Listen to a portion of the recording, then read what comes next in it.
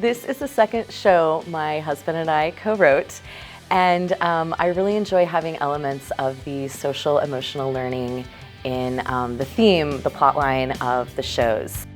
It just kind of came up that what if we showcased the bots and the drones that we have in our school and somehow try to tie in the plot line with showcasing those programs that we have. We are definitely going to win with our new and improved robots. We made the best bots ever. Well, the plot is everybody's trying to go to the STEM competition, and then once they're there, a few people get bullied out of their group because some things don't work.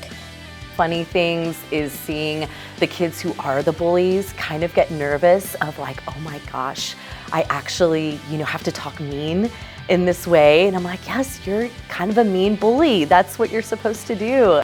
We're way better than that team with the dumb drones. I mean, look at them.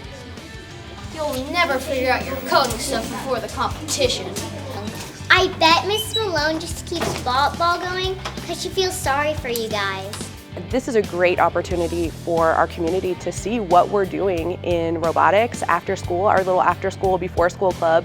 And so we're so excited just to show what the kids can do with coding, what they've learned, and how far they've come already. I'm gonna make the claw go forward, close on a thing of hand sanitizer, lift up, go backward, go forward, put the hand sanitizer down, unclaw, and open. Stop. I'm doing all the programming for it, and we're doing C language, so it's a little bit more difficult than block coding, not as difficult as C++.